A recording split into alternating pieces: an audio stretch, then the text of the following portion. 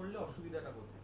দেখুন, এটা নিয়ে খুব স্পষ্টভাবে বলি, স্কুলের ছাত্রছাত্রীদের প্রতিবাদ বলে যেটা দেখানো হচ্ছে, আমরা খুব স্পষ্টভাবে বলতে চাই যে আরজি করের ঘটনা, ধর্ষণ, খুন, আমরা চাই ন্যায় বিচার, আমরাও চাই দোষীদের শাস্তি, চরমতম শাস্তি, ফাঁসি।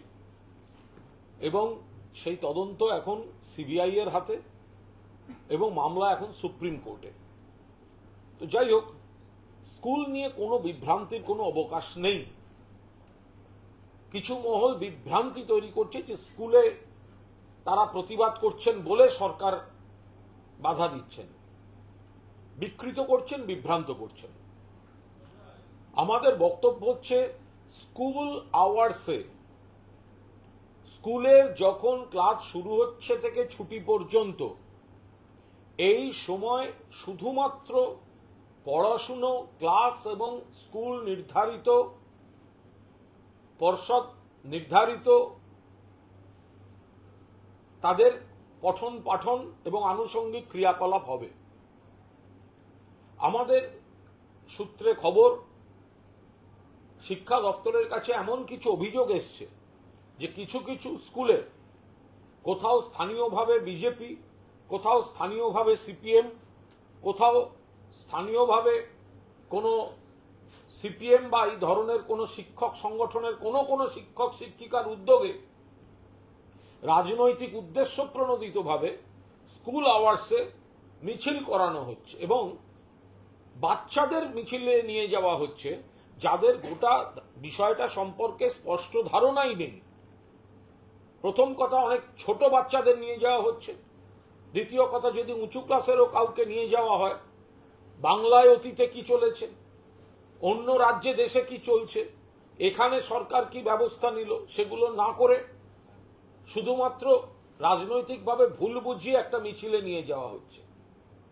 তো সেই জন্য বলা হয়েছে যে স্কুল যখন থাকছে, স্কুলের নির্দিষ্ট সময়ে ক্লাস, পড়াশুনো এবং স্কুল নির্ধারিত যে কর্মসূচিগুলি সেগুলি হবে।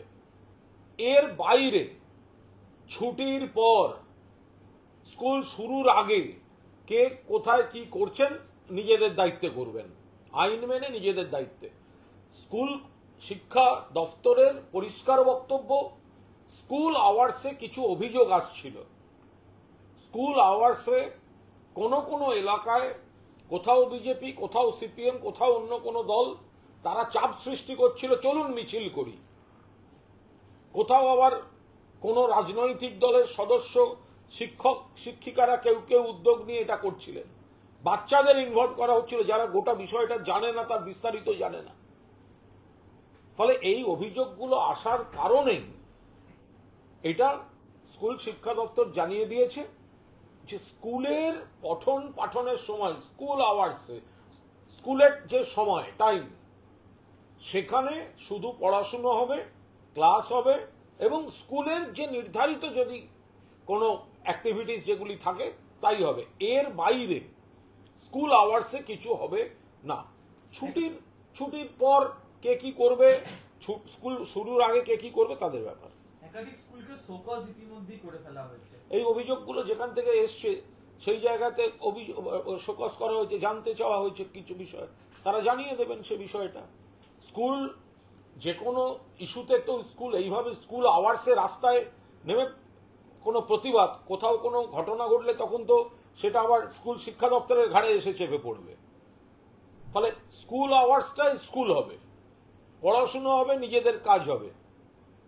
তার বাইরে ছুটির পর বা ছুটির দিনে কে কি করছে তার সঙ্গে তো সম্পর্ক নেই। কিন্তু অভিযোগটা আসছে স্কুল আওয়ার্সে কিছু এলাকায় সিপিএম, কোথাও বিজেপি, কোথাও অন্য কোনো দল চাপ দিচ্ছে বাচ্চাদের নিয়ে মিছিল করতে এবং অনেক ছোটদের নিয়ে মিছিল করতে, যারা গোটা ঘটনার বিষয়ে বিস্তারিত জানে না। এমনকি এর সামাজিক অপরাধ বা অমুক, সেগুলো এই ভয়ঙ্কর যে বিষয়টা সমাজের একটা ব্যাধি, এটা তারা জানে না। তাদের উদ্দেশ্য প্রণোদিতভাবে একটা কোনো বিষয় বলে চলো মিছিল করতে হবে বলে নামানো হচ্ছে। ফলে এই অভিযোগগুলো আসছিল, যেখানে অভিযোগ এসছে সেখানে ব্যবস্থা নিয়েছে সরকার। আর ব্যবস্থা মানে কি, জানতে চেয়েছে আমরা তো বারবার বলছি এর সঙ্গে কণ্ঠরোধ, বাধা, প্রতিবাদ করতে দেওয়া হবে না, এসবের কোনো সম্পর্ক নেই। এসবের কোনো সম্পর্ক নেই। স্কুল আওয়ার্সে নির্দিষ্ট কমপ্লেন এসেছিল দুটো বিষয়ে, যে স্থানীয় রাজনৈতিক অথবা কোনো শিক্ষক সংগঠনের কারুর উদ্যোগে স্কুল আওয়ার্সে মিছিল, আর একটা অভিযোগ আসছিল বাচ্চাদের টেনে বার করা হচ্ছে যাদের সম্যক ধারণাটাই নেই এই ভয়ঙ্কর সামাজিক ব্যাধি সম্পর্কে। ফলে এই জায়গায় স্কুল শিক্ষা দপ্তর তাদের বক্তব্য জানিয়েছেন।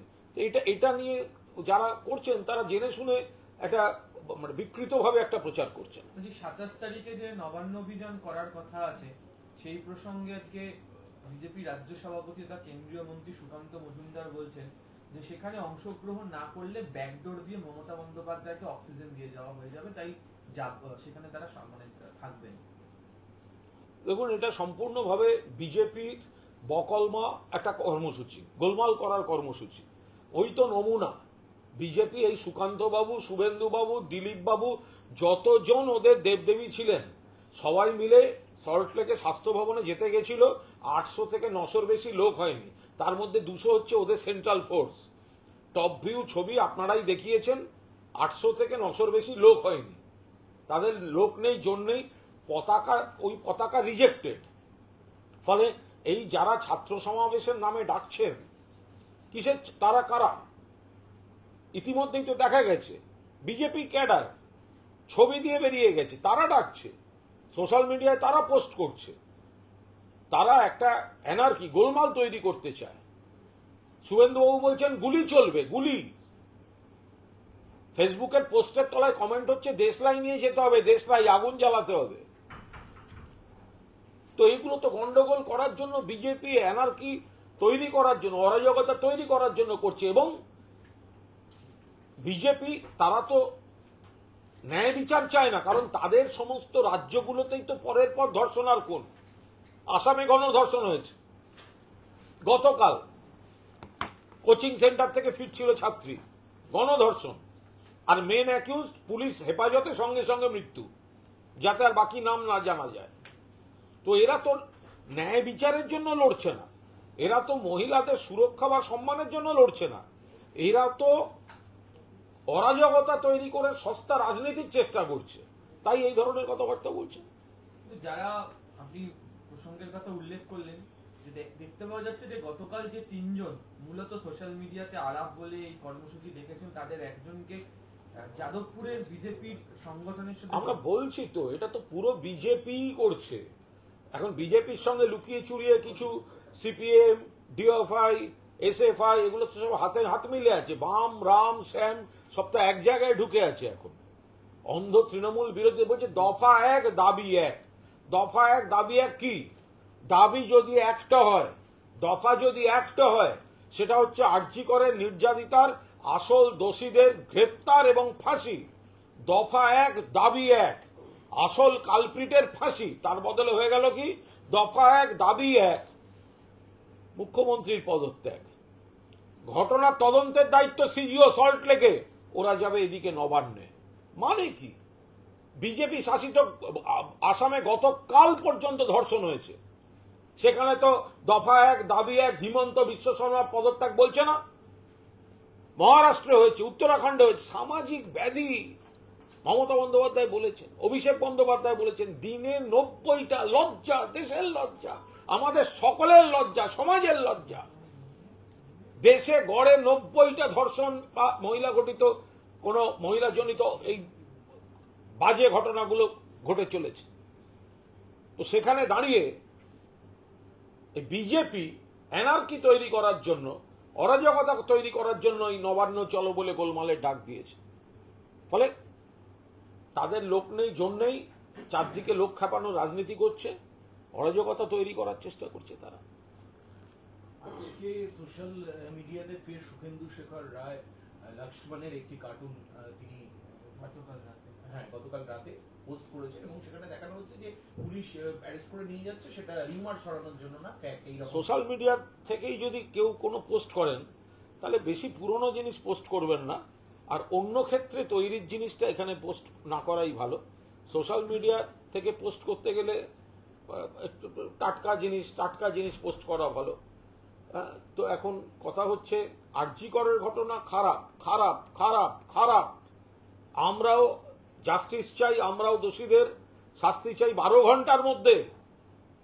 যে একমাত্র গ্রেপ্তার হয়েছে সেটা কলকাতা পুলিশই করেছে, ফলে সেটাতে যদি ডাইভার্ট করার জন্য অন্য ধরনের বক্তব্য রাখা, ব্যাপারটা এরম নয় যে যারা পোস্ট করছে ওসব তারাই একমাত্র জাস্টিস চাইছে, না, জাস্টিস সবাই চাইছে, সবাই চাইছে, সবাই চাইছে। আপনি একটি পোস্ট করেছেন আজকে, যেখানে সেই পোস্টের পরিপ্রেক্ষিতে প্রশ্ন করছি, আপনি নিজেই লিখেছেন যে কিছু রাজনৈতিক দল ঘোড়া জলে মাছ ধরার চেষ্টা করছে, প্রাথমিক স্কুলের পড়ুয়াদের ইউনিফর্ম পরিয়ে মিছিলে হাঁটাচ্ছে, নির্দিষ্টভাবে স্কুল শিক্ষা দপ্তরের নির্দেশ রয়েছে এরকম কাজ করা যাবে। আমি করে দিতে এটা এটাই বলে দিয়েছি পুরোটা। বলছি বারবারই উত্তরবঙ্গ লবির কথা একটা উঠে আসে, এই লবিটা কতটা প্রভাবশালী? আমি একদম বলতে পারবো না এগুলো কোথায় কে কোন শব্দবন্ধ দিয়ে সোশ্যাল মিডিয়ায় ছেড়ে দিচ্ছে, সেগুলো তো আমাদের দায়িত্ব হতে পারে না। কাশ্মীরের বিধানসভা আপনাদের দলেরই উনি সাংসদ, এখনো পর্যন্ত দলের মুখপাত্রের সম্পাদক, তার এই ধরনের প্রত্যেক দিনকার পোস্ট এই মুহূর্তে দাঁড়িয়ে দল যেদিকে ডিফেন্ড করার চেষ্টা করছে, অসুবিধা করছে না? পড়ে যাচ্ছে। কোনো অসুবিধা হচ্ছে না, উনি সংখ্যা আরো বাড়াতে পারেন, আরো বেশি করে পোস্টের সংখ্যা আরো বাড়াতে পারেন, আমাদের কোনো অসুবিধা হচ্ছে না। মাত্র একটা দুটো করছেন কেন, আওয়ারলি পোস্ট করুন, আওয়ারলি পোস্ট করুন, আমরা সবাই একমত। তার কারণ আমরাও জাস্টিস চাই, জাস্টিসটা দেবে সিবিআই, তদন্ত সিবিআই এর হাতে, মামলা সুপ্রিম কোর্টের হাতে। তো ঘন্টায় একটা করে তো উই ওয়ান্ট জাস্টিস পোস্ট হওয়া উচিত, আর তাদের ট্যাগ করা উচিত সুপ্রিম কোর্ট আর সিবিআই। ওই ট্যাগটা করতে ভুলে গেছেন, ওটা মনে করিয়ে দেবেন। সুন্দর সিনহা একটা কথা বলেছে, সঞ্জয় যেন ধনঞ্জয় না হয় সেদিকে খেয়াল রাখতে হবে। এর পেছনে কেউ যুক্ত থাকতেই পারে, তাকে আগে ধরা উচিত। কে বলছে? সুন্দর সিনহা। হতেই পারে। ফলে তদন্ত, আমরা তো বলছি যে সিবিআই এখনো পর্যন্ত কেন খালি হাতে ঘুরে বেড়াচ্ছে? একজন মাত্র অ্যারেস্ট হয়েছে, সেটা তো কলকাতা পুলিশের অ্যারেস্ট করা, মমতা ব্যানার্জির পুলিশের অ্যারেস্ট করা। তাহলে সিবিআই এর হাতে এতদিন ধরে রইল, 10-11 দিন হয়ে গেল, সিবিআই কি করলো? ফলে সিবিআই স্পষ্ট করে বলুক যে কলকাতা পুলিশ যাকে ধরেছে সেই একমাত্র, নাকি আরো অনেক যুক্ত আছে। এটা তো সিবিআই এতদিনে তদন্তে বলতে পারছে না, এটা তো বলা উচিত। সেটা হচ্ছে যে কাশ্মীরের বিধানসভা নির্বাচনে ইশতেহার ইন্ডিয়া জোট শরিক ন্যাশনাল কনফারেন্স, তারা দাবি করলো যে তারা 370 ধারা ফিরিয়ে আনবে। কংগ্রেস, সিপিএম, তৃণমূল তো জোট সঙ্গে, তারা এটা কিভাবে দেখছে? এই বিষয়টা আমাদের দল নজর রাখছেন, এবং আমাদের সর্বোচ্চ নেত্রী মমতা বন্দ্যোপাধ্যায়, সর্বভারতীয় সাধারণ সম্পাদক অভিষেক বন্দ্যোপাধ্যায় নজর রাখছেন। সময় এলে যদি এই নিয়ে বলার কোনো প্রয়োজন হয় বলবে। যদিও জোট, তবু আলাদা আলাদা দলের আলাদা আলাদা কিছু বক্তব্য থাকে সেই রাজ্যের ক্ষেত্রে, ফলে তার দায়িত্ব সবসময় সব জোট শরিকের নেওয়া সম্ভব হয় না। তো ফলে গোটা বিষয়টা তৃণমূল আলোচনা। একই সঙ্গে জম্মু কাশ্মীর রাজ্যের আলাদা পতাকার তৈরি নির্দেশ, মানে ইশতেহারে বলা হচ্ছে আলাদা পতাকা তৈরি হবে জম্মু কাশ্মীরের জন্য। দেখুন, এটা তার রাজ্যের পরিচিতির জন্য কে কি করবে তার ব্যাপার, কিন্তু দেশের তো একটাই পতাকা, সেটা হচ্ছে আমাদের জাতীয় পতাকা, সকলের প্রিয় পতাকা।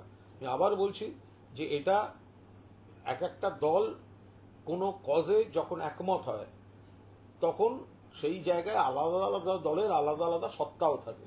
ধরুন রাজীব গান্ধী, গলি গলি মে শোর হ্যায়, রাজীব গান্ধী চোর হ্যায়, এটা বলে ভিপি সিং এর সঙ্গে হাত মিলিয়ে এক মঞ্চে ছিল সিপিএম আর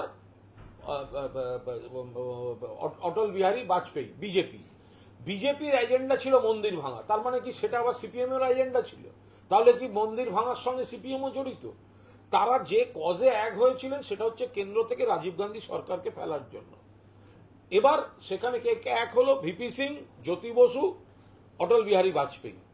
তার মানে যে অটল বিহারী বাজপেয়ীর সব নীতি আর জ্যোতিবাবুর সব নীতি এক, তো তাই দাঁড়ায় না। এখানে নরেন্দ্র মোদীর অপশাসনের বিরুদ্ধে বিকল্প সরকারের জন্য দিল্লিতে একটা ইন্ডিয়া জোট হয়েছে, তার সেখানে বিভিন্ন দল আছে, সেই দলগুলো বিভিন্ন রাজ্যের আছে। মানে তারা তাদের রাজ্যের ক্ষেত্রে কি কি করছে সবটা আমরা একমত হতে পারি, সবটা আমরা একমত নাও হতে পারি, সেটা আমাদের সর্বভারতীয় নেতৃত্ব দেখছে। বলছি বারবার করে এই একটা বিষয় উঠে আসছে, এখন আবার সঞ্জয় নিজেকে ইনোসেন্ট বলে দাবি করছে, যেটা একাধিক যোগের তথ্য একটা উঠে আসছে। এটা আমি একবার বলে দিলাম, এটা তো তত্ত্বর কিছু নেই। এটা আরজি করের ঘটনা একা ওই সঞ্জয় বলে লোকটা করেছে না আরো কেউ ছিল, এটা তো সিবিআই এর বলার দায়িত্ব। এখন সঞ্জয়কে কলকাতা পুলিশ অ্যারেস্ট করে তদন্ত চালাচ্ছিল, দুদিনের মধ্যে চলে গেল সিবিআই এর হাতে। সিবিআই এর হাতে এতদিন হয়ে গেল, এই তদন্তটাতে আর সঞ্জয় ছিল সিবিআই কাস্টাডিতে এতদিন। ফলে এই রহস্যের সমাধান করার দায়িত্ব তো আদালত সিবিআই কে দিয়েছেন। ফলে একা সঞ্জয় ছিল না আরো কেউ ছিল, যদি থাকে কে, এইগুলো তো সিবিআই এর এতদিনের মধ্যে সব সলভ করে ফেলা উচিত ছিল।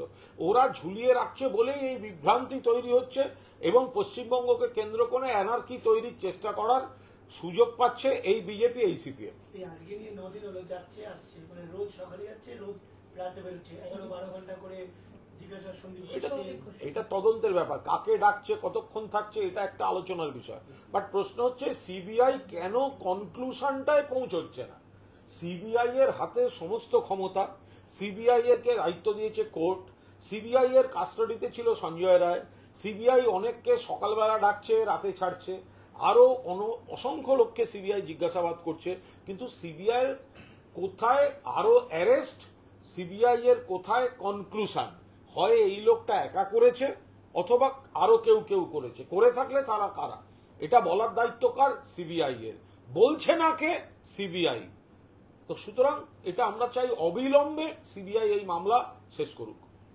সেটা হচ্ছে গতকাল আমরা দেখলাম যে একজন অভিনেত্রী তিনি ফেসবুক লাইভ করলেন এবং তিনি বললেন যে সাদান অ্যাভিনিউতে তার গাড়িতে এক মোটরবাইক চালক তিনি এসে দৌড়াত্মক নয় কাজ ভেঙে দিলেন, পুলিশ তাকে অ্যারেস্টও করল। তিনি আজকে বলছেন যে গতকাল যে ঘটনা ঘটেছে সেই ট্রমা থেকে এখনো বেরোতে পারিনি। এই আমার ক্ষেত্রে যদি এই ট্রমা হয় তাহলে আরজি করের ঘটনা কি ঘটেছিল সেটা ভেবেই আশ্চর্য।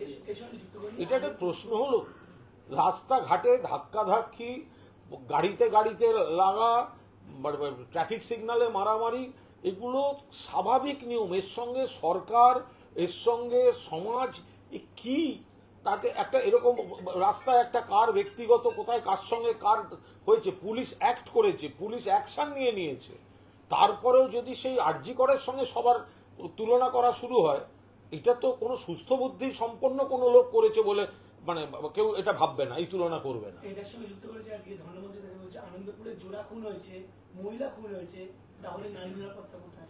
আসামে গতকাল একজন ছাত্রীকে কোচিং থেকে ফেরার সময় গণধর্ষণ হয়েছে এবং মেন অ্যাকিউজডকে রাত্রে পুলিশ হেফাজতে থাকাকালীন রহস্য মৃত্যু হয়েছে।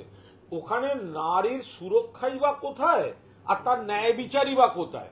একটা সামাজিক ব্যাধি, সেটাকে নিয়ে এই ধরনের কথাবার্তাগুলো বলার কোনো যৌক্তিকতাই নেই। 28শে আগস্ট তৃণমূলের ছাত্র পরিষদের প্রতিষ্ঠা দিবস, সেখানে কি অভিষেক বন্দ্যোপাধ্যায়, তৃণাঙ্কুর ভট্টাচার্য তৃণমূল ছাত্র পরিষদের সভাপতি, তারা আয়োজন করছেন, এ ব্যাপারে বিস্তারিত তারা বলতে পারবে। অভিষেক বন্দ্যোপাধ্যায়, মমতা বন্দ্যোপাধ্যায়ের ছবি ছেয়ে গিয়েছে শহর জুড়ে 28শে আগস্ট। স্বাভাবিক ব্যাপার, মমতা বন্দ্যোপাধ্যায় আমাদের সর্বোচ্চ নেত্রী, মাননীয় মুখ্যমন্ত্রী, মাননীয় দলনেত্রী, তিনিই শেষ কথা। আর আমাদের সেনাপতি হচ্ছেন সর্বভারতীয় সাধারণ সম্পাদক অভিষেক বন্দ্যোপাধ্যায়। এবং ছাত্র যুবদের কাছে দিদির একটা অদ্ভুত আবেগ আর অভিষেকের একটা অদ্ভুত গ্রহণযোগ্যতা, এই সব মিলিয়ে এটা একটা তৃণমূল পরিবার, ছাত্র যুবদের একটা পরিবার। তো ফলে তৃণমূল ছাত্রদের কর্মসূচি, সেখানে তারা দিদি এবং অভিষেকের ছবি দেবেন, কিন্তু স্বাভাবিক। যে প্রচার গানটা হয়েছে সেখানেও দেখতে পাওয়া যাচ্ছে যে অভিষেকের ভিডিও বহুল ব্যবহৃত, কিন্তু যে আরে মমতা বন্দ্যোপাধ্যায় নেত্রী, অভিষেক বন্দ্যোপাধ্যায় সেনাপতি, তো তৃণমূলের ছাত্র যুবদের ভিডিওতে বা কোনো প্রচারে মমতা বন্দ্যোপাধ্যায় থাকবেন এবং তারপর অভিষেক বন্দ্যোপাধ্যায় থাকবেন, এ তো খুব স্বাভাবিক বিষয়। এই যে অবস্থার মধ্যে হচ্ছে, যখন আরজি করে নিয়ে বিভিন্ন ছাত্র সমাজকেও দেখতে পাওয়া যাচ্ছে, মানে বিভিন্ন পলিটিক্যাল পার্টির আন্ডারে থাকা ছাত্র সংগঠনগুলো এগোচ্ছে, সেখানে মানে এই 28শে আগস্ট কি তৃণমূলের কাছেও কোনো একটা চ্যালেঞ্জের বিষয় হবে না? কথায় কথায় চ্যালেঞ্জের একটা কোনো মানে হয় না, মানে প্রত্যেক বিষয়ে চ্যালেঞ্জ, এটা এত ঠুনকো বিষয় নয়। আমরা মানুষকে একটা বাজে ঘটনা ঘটেছে, আরজি করের ঘটনা, বাজে ঘটনা, মানে কুৎসিত ঘটনা, সামাজিক লজ্জা, কিন্তু এটা সামাজিক ক্রাইম, সামাজিক অপরাধ।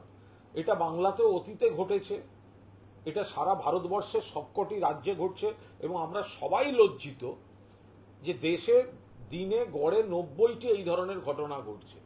ফলে এখন এখানে যারা এই বিজেপি সিপিএম যারা এই নিয়ে পলিটিক্স করতে চাইছে, তারা তো ন্যায় বিচার চাইছে না, পলিটিক্স চাইছে। আর তাদের জমানায় তাদের রাজ্যগুলোতে এর থেকে বেশি এই ধরনের ঘটনা ঘটেছে। ফলে আমাদের ছাত্র পরিষদের প্রতিষ্ঠা বার্ষিকীর কর্মসূচি পূর্ব নির্ধারিত, ফলে তার প্রস্তুতি চলছে। তারা তাদের মতো করবেন, অপপ্রচারের জবাব দেবেন, আসল ঘটনাগুলো তুলে ধরবেন। তবে এই গত 2-3 দিনের যে প্রবল প্রাকৃতিক একটা দুর্যোগ বা বৃষ্টি বা ভারী বর্ষণ চলছে, তাতে প্রস্তুতি বৈঠকগুলোর একটু প্রাকৃতিক কারণে সমস্যা। মেডিকেল কলেজে অভিযোগ আসছে যে তৃণমূল ছাত্র পরিষদ করার জন্য প্রেশার ক্রিয়েট করা হচ্ছে। 3rd ইয়ারের একজন ছাত্রীকে করা হয়েছে, স্বয়ং ডিন এবং 4-5 জন অধ্যাপক প্রেশারাইজ করছেন বলছে। বলতে পারবো। আপনাকে জানিয়ে রাখি যে রাজ্য সরকার ইতিমধ্যে ডিনকে সরিয়ে দিয়েছে এবং 3 থেকে 4 জন চিকিৎসক তাদের বিরুদ্ধে শাস্তিমূলক ব্যবস্থা নেওয়া হয়েছে। কেউ যদি কোনো অন্যায় কাজ করে থাকেন, এগুলো তো আমাদের সবটা জানারও কথা নয়। কে কোন প্রতিষ্ঠানে কি করছেন এগুলো, এটা যদি আপনারা খুব ভালো হয়, প্রয়াত কলকাতা বিশ্ববিদ্যালয়ের প্রাক্তন উপাচার্য সন্তোষ ভট্টাচার্যের রেড হ্যামার বইটা, কলকাতা ইউনিভার্সিটির উপর রেড হ্যামার বইটা পড়েন, তাহলে বুঝতে পারবেন যে কি কি কাণ্ড সেই সময় হয়ে এসছে। তো সুতরাং এখানে যদি কেউ কোনো অন্যায় করে থাকেন, চাপ দিয়ে থাকেন, এবং সংশ্লিষ্ট দফতরের প্রশাসন যদি ইতিমধ্যেই ব্যবস্থা নিয়ে থাকেন, তো সেটা তো ভালো। একটা প্রশ্ন করি, যদিও ইতিমধ্যে আপনি বলেছেন, তবুই করছি এটা। 27 তারিখ নবান্ন অভিযানে যে ডাক রয়েছে, সেটা নিয়ে বিজেপির মধ্যে দুটো সুর। আর শুভেন্দু অধিকারী বলছেন যে জাতীয় পতাকা নিয়ে তিনি মিছিলে যাবেন, আর সুকান্ত বলছে এটা অরাজনৈতিক মিছিল। আবার যারা এই মিছিল কল করেছে তারা বলছে পুলিশ যদি বাধা দেয় তাহলে বাংলাকে স্তব্ধ করবে।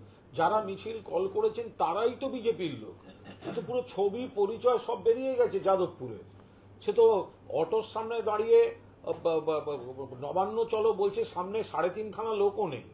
তো ফলে কিছু বহিরাগত এনে এদিক থেকে ওদিক থেকে সেদিনকে একটা গন্ডগোল করার, আমরা তো ওদের প্রশ্ন করছি। আরজিকর খারাপ ঘটনা, আমরাও চাইছি জাস্টিস। প্রশ্ন হচ্ছে তদন্তটা রয়েছে সিবিআই এর হাতে, সিজিওতে, আপনারা আসছেন নবান্নতে। মামলাটা দেখছে দিল্লিতে সুপ্রিম কোর্ট, আপনারা কলকাতাকে গন্ডগোল করতে চাইছেন। এটার মানে কি? ফলে এটাই উই ওয়ান্ট জাস্টিস নয়, উই ওয়ান্ট গন্ডগোল করছে বিজেপি। দাবি 1 দফা 1 কি হওয়া উচিত? দাবি 1 দফা 1 জাস্টিস যেন পায় মেয়েটি, আর ওদের কাছে দাবি 1 দফা 1 ইস্তফা। কোনো মানে আছে?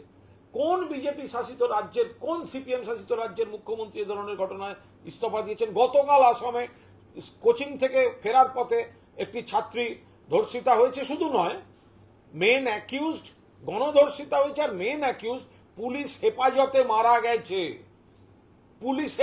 মারা গেছে। আর এখানে হচ্ছে দফা 1 দাবি 1। মানুষ বুঝবেন।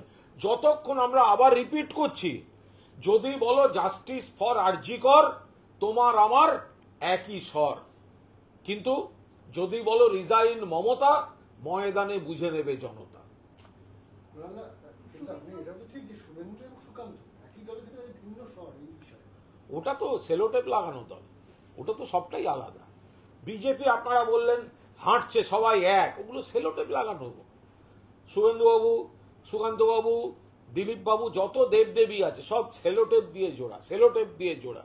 আপনাদের চ্যানেলে ওপর থেকে দেখিয়েছে টপ শট, ওই সল্ট লেকে 800 থেকে 900 লোক, তার মধ্যে 200 হচ্ছে ওদের সেন্ট্রাল ফোর্স।